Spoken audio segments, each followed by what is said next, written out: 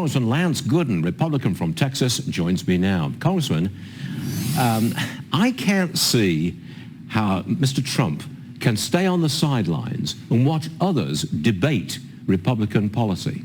I think he's got an itch to get into it. Would you urge him to get into the debate?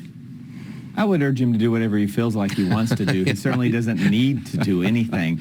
Obviously, you're going to say that because you work for Fox News, and that's where this debate's going to be, and I would love him to be there. I want to hear from him. I find he's brilliantly entertaining, this guy. It will be entertaining, but from a strategic standpoint, I don't think the other members of that debate stage have, frankly, earned the right to stand next to him and debate him. The American people know what Donald Trump stands for. They know his leadership style. Frankly, they know his debate style. They know what he's all about. They're either for him or they're not at this point, and according to the polls, they're very much for him. He's leading by over 50% in every poll. It seems like a waste of a night, but if he wants to do it, I think he should do it, but I'm not going to say he needs to do it because he certainly doesn't. Do you think Mr. Trump is gaining ground with all these indictments? The latest poll that I saw showed him slipping a little. What say you?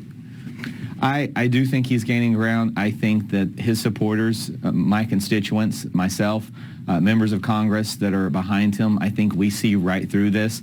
I think the American people are disgusted with the way the justice system has been weaponized, not only against him, but every American and the conservative movement, but especially Donald Trump. He's really become the poster child for the weaponization of this government by this administration.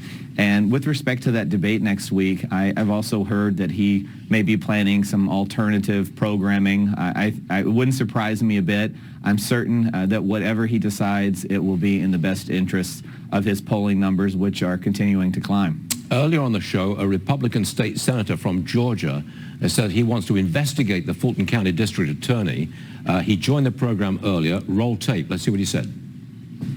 We have a district attorney who is using taxpayer funds to make political prisoners. And Donald Trump and these 18 others, they were simply using their First Amendment right to question the integrity of the election. Some of these charges have nothing to do with nothing more than a tweet.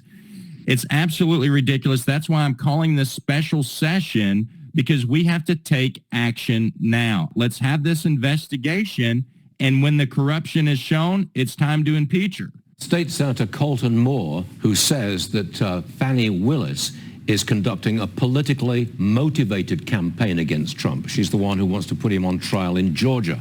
You agree with that? Absolutely. I applaud him. I think he's doing a great job. I wish the governor would jump on board and join him.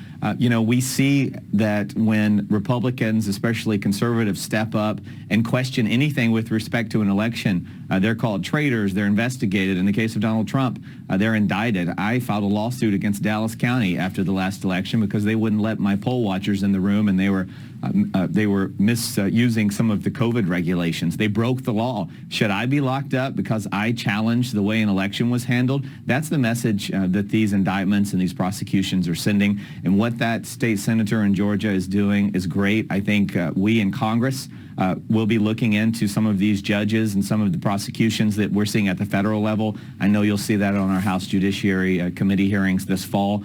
We do not intend to just sit idly by while this government is weaponized against Donald Trump. And I really look forward to him getting back to the White House so we can stop this once and for all. Congressman Lance Gooden, I believe you're one of the earliest Trump supporters way back when. Thanks for being on the show today, sir. We hope to see you again real soon. Yes, sir. Thank you.